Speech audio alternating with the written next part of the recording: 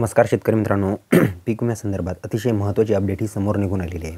ह्यामध्ये काही जिल्ह्यांना जे अधिकृत प्रस्ताव हे जिल्हाधिकाऱ्यांच्या मार्फत व जे विभागीय आयुक्त आहेत त्यांच्या मार्फत प्रत्येक विभागाच्या हे अधिकृतपणे पारित झालेले आहेत. तर त्यामध्ये कुठल्या जिल्ह्यांचा समावेश होतो, कुठल्या जिल्ह्यांच्या तारख्या ह्या अधिकृतपणे मान्य झाल्यात व कुठल्या जिल्ह्यांना निधीमध्ये ही वाढ करण्यात आलेली आहे. म्हणजे काही जिल्ह्यांना जो अगोदरचा निधी होता त्या निधीमध्ये थोड्या प्रमाणात वाढ देखील करण्यात आलेली आहे. तर ते जिल्हे कुठले आहेत, यांच्या तारखा काय आहेत. त्याचप्रमाणे काही शेतकऱ्यांचे असे देखील प्रश्न आहेत की आमच्या विभागाकरिता तुम्ही कधीच व्हिडिओ आणत नाहीत. तर तुमच्या विभागाकरिता प्रत्येक विभागाकरिता यानंतर पुढे व्हिडिओ येणार आहे. तर त्यासाठी तुम्ही तयार राहा, चॅनलला व्हिजिट करा. चॅनलवर नवीन असाल तर चॅनलला लाईक शेअर करा.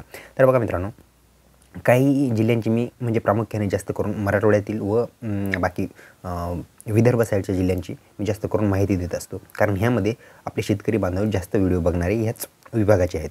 तर ही विभाग सोडून देखील आपण आता इथून पुढे थोडा व्हिडिओचा कंटेंट आपला वास्ट करणार आहोत. म्हणजे काही नवीन जिल्ह्याचा देखील यानंतर व्हिडिओमध्ये उल्लेख केला जाईल. या गोष्टीची तुम्ही दक्षता घ्या. तर यामध्येच आता प्रामुख्याने बघा, परभणी नांदेडविषयी आपण नेहमीच गोष्टी करत असतो, पण आता नवीन जिल्ह्यांचा देखील आता व्हिडिओमध्ये उल्लेख केला जाणार आहे. तर व्हिडिओला तुम्ही शेवटपर्यंत नक्की बघा.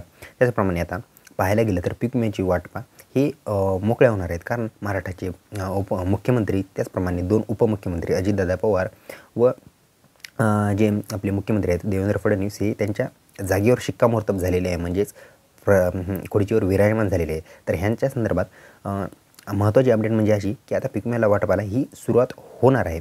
सुरुवात ही मराठवाड्यातून होणार आहे. या गोष्टी तुम्ही लक्षात घ्या. त्यामध्ये सर्वात अगोदर छत्रपती संभाजीनगर विभागापासून सुरुवात होणार आहे.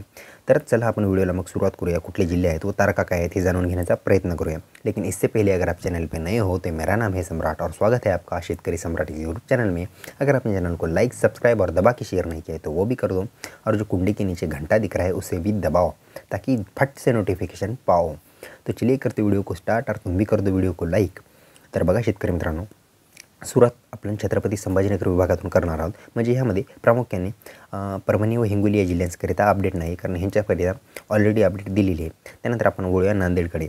नांदेडमध्ये 812 कोटीचा निधी हा प्रामुख्याने मंजूर झालेला आहे. नांदेडमध्ये सरसकट आहे तेवढ्या पिकांसाठी पीक विमा हा निधी मिळणार आहे. म्हणजेच सोयाबीन, कपाशी व इतर पिकांसाठी देखील हा प्रामुख्याने जिल्हाधिकाऱ्यांनी हे अधिकारित हे पारित केलेले आहेत की ह्या विभागातील महसूल मंडळातील आपले म्हणजे जी सर्वच महसूल मंडळ आहेत नांदेडचे ओव्हरऑल पाहायला गेलं तर त्यांच्याकरिता 812 कोटी रुपयाची चांगली रक्कम ही वाटपाला सुरुवात होणार आहे. तर यामध्ये प्रामुख्याने हिंगोली झाली की लगेचच 12-13 तारखेच्या आसपास नांदेडला पीक विम्याला वाटपाला ही सुरुवात होणार आहे असं अधिकृतपणे सांगण्यात आलेले आहेत व जिल्हाधिकारी यांच्या मार्फत देखील हे अधिकार पारित करण्यात आलेले आहेत. त्याचप्रमाणे बघा आपण त्यानंतर वळूया धाराशिवकडे. धाराशिवमध्ये बघा 211 कोटी रुपयांचा निधी हा मंजूर करण्यात आलेला आहे. यामध्ये जे शेतकरी जेवढे महसूल मंडळ आहेत त्यातील सर्वच महसूल मंडळांना नाही, काही 90% महसूल मंडळांनाच हा पीक विमा मंजूर झालेला आहे. कारण बाकी महसूल मंडळाच्या शेतकऱ्यांनी अप्लायच केलं नव्हतं. त्यांच्या कुठेतरी प्रॉब्लेम आला, म्हणजेच KYCमध्ये म्हणा किंवा कुठेतरी प्रॉब्लेम, त्यांनी अद्यापही काही जणांच्या KYC अपडेट नाही आहेत. तुम्ही KYC अपडेट करून घ्या. कारण या अगोदरच्या यादीमध्ये जर तुमचं नाव असेल तर तुम्ही KYC होईल तेवढी लवकर आधार सेवा केंद्र जे तुमच्या घराजवळचं असेल किंवा आसपासचं तुम्ही जर खेड्यापाड्यात राहत असाल तर तुमच्या तालुक्यामध्ये जाऊन तुम्ही तुमची KYC होईल तेवढी लवकर अपडेट करू शकता. आमच्याकडे झाली असती तर ती केली देखील असती, कारण तिथं थंब तुमचा द्यावा लागतो म्हणून ते जमणार नाही व विशिष्ट प्रकारचा ठराविक नंबर देखील द्यावा लागतो. तर ती सुविधा आमचं सेवा केंद्र असून देखील तुम्हाला आम्ही देऊ शकत नाहीत. तर तुम्ही होईल तेवढं लवकर जवळच्या आधार केंद्रावर जाऊन तुम्ही व्हिजिट करू शकता. त्यानंतर बघा धाराशिवकरिता 211 कोटी रुपये आहेत. त्यानंतर छत्रपती संभाजीनगरकरिता 232 कोटी, सप्टेंबर अतिवृष्टी नुकसान भरपाई 232 कोटी रुपये ही मिळणार आहे. यामध्ये बघा हे पाहायला गेलं तर रक्कम तेवढी मोठी नाही आहे, पण ठीकठाक रक्कम आहे. कारण ह्यामध्ये आता आणखी बरेचसे शेतकरी रिजेक्ट देखील होणार आहेत. त्यानंतर बघूया आपण नागपूर विभागाकडे वळूया.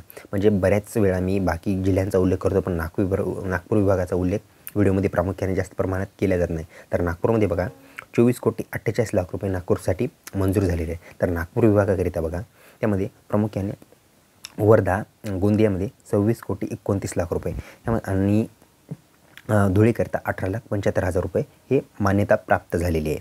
तर ह्यानंतर बघा हे होतं ह्याच्यासाठी. आता ह्यामध्ये परभणीकरिता आता परभणी व हिंगोलीकरिता ICICI लाबार्ड जनरल इन्शुरन्स कंपनी लिमिटेडच्या माध्यमातून पीक विम्याला वाटप होणार आहे. व त्यानंतर हिंगोलीकरिता HDFC एग्रो ह्या कंपनीमार्फत तुम्हाला वाटप होणार आहे, या गोष्टी तुम्ही लक्षात घ्या. त्यानंतर बघा आपण हळूच वळूया अकोल्याकडे.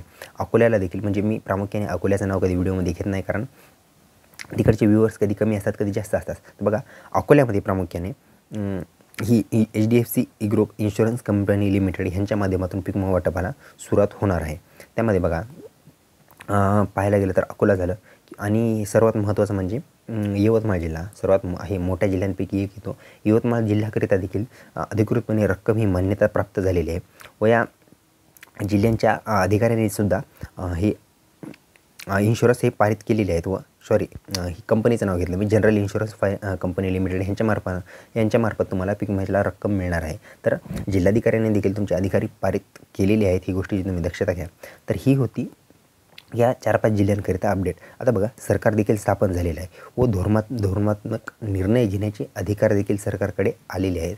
तर तुमच्या पीक विमा वाटपाला ही परभणी हिंगोली जिल्ह्यापासून सुरुवात होणार आहे, हे तुम्ही लक्षात असू द्या. काही जणांना वेळ देखील लागू शकतो, कारण ही गव्हर्नमेंटची प्रोसेस आहे, यामध्ये थोडा वेळ कमी किंवा जास्त लागण्याचे हे प्राबंध असतातच. कारण एकाच वेळेला सगळ्या जिल्ह्यांना वाटप होणं हे पॉसिबल नाही आहे एकाच वेळेला, कारण गव्हर्नमेंटला स्वतःचा मुख्यमंत्री ठरवायला एवढा वेळ लागत असेल तर शेतकऱ्यांचा विमा वाटप व्हायला किती वेळ लागू शकतो हे तुम्हीच कॉमन सेन्स आहे, तुम्ही स्वतःच देखील ठरवू शकता. तर ह्यामध्ये आणखी बघा 5 डिसेंबरनंतर हे आपले महाराष्ट्राचे मुख्यमंत्री उपमुख्यमंत्री हे तिन्ही देखील त्रिकूट आपल्या प्रत्येकाच्या खुर्चीवर स्थानापन्न झालेलं आहे. म्हणजेच ही पीक विमा वाटपाला आता लागलीच सुरुवात होणार आहे. 8-9 तारखेपासून बाकी जिल्ह्यांची होईल, म्हणजे परभणी व हिंगोली जिल्ह्यांची. त्यानंतर नांदेड जालना ह्या जिल्ह्यांचा नंबर लागणार आहे. तुमच्या देखील जिल्ह्यांचा नंबर लवकरच लागेलच, या आशेवर तुम्ही राहा. आशेवर असालच, पण ह्याच्या अधिकृतपणे तारीखा बाकी जिल्ह्यांच्या आलेल्या नाही आहेत. फक्त हिंगोली परभणी आणि नांदेड 3 जिल्ह्यांच्या आलेल्या आहेत. त्या जिल्ह्यांच्या अधिकृत तारखा जर या व्हिडिओमध्ये सांगायला गेलं तर व्हिडिओ खूप मोठा होऊ शकतो. तर व्हिडिओला तुम्ही दुसऱ्या व्हिडिओला व्हिजिट करा, त्यामध्ये अधिकृतपणे बाकी जिल्ह्यांच्या देखील तारखांचा उल्लेख केला जाणार आहे. तर ही होती या संदर्भात महत्त्वाची अपडेट. तर ह्यामध्ये आणखी बघा सप्टेंबर-ऑक्टोबरमध्ये बघा ही जे अतिवृष्टीमुळे पिकांचं जे मोठ्या प्रमाणात नुकसान झालं होतं, ह्यामध्ये प्रस्ताव हे काही कोटीच्या स्वरूपात आहेत. म्हणजे अधिकृतपणे मोठ्या प्रमाणात वाढ होऊन देखील हे आणखी पेंडिंगमध्ये राहिलेले आहेत. तर ही तुम्ही ह्या गोष्टीचा वाईट वाटू देऊ नका. पेंडिंगमध्ये काय आहे, पेंडिंगमध्ये हे असण्याचं कारण म्हणजे बाकी जे आचारसंहिता असल्यामुळे ते अधिकार प्राप्त झाले पण ते वाटप करता आले नाही, हे या गोष्टीचं मुख्य कारण आहे. म्हणजेच तुम्हाला पीक विमा हे 2 ते 3 दिवसात वाटपाला आता सुरुवात होणार आहे. मुख्यमंत्री आलेत, सगळं जिकडं तिकडं झालं आहे. तर बघा ह्या होत्या ह्या 3-4 जिल्ह्यासंदर्भाच्या महत्त्वाच्या अपडेट. ह्यानंतर आणखी कर्जमाफी व बाकी इतर संदर्भात देखील अपडेट पुढच्या व्हिडिओमध्ये येणार आहे. तर तो व्हिडिओ तुम्ही पाहायला देखील विसरू नका. व्हिडिओला इथपर्यंत बघितला असेल, चॅनलला लाईक केला असेल, सबस्क्राईब व दाबून शेअर देखील केला असेल, अशीच अपेक्षा करतो. तर चला मग अशीच नवनवीन माहिती घेऊन पुढच्या व्हिडिओमध्ये भेटूया. इथपर्यंत व्हिडिओ पाहायला, लाईक केला याबद्दल मी तुमचे आभार मानतो. तोपर्यंत धन्यवाद.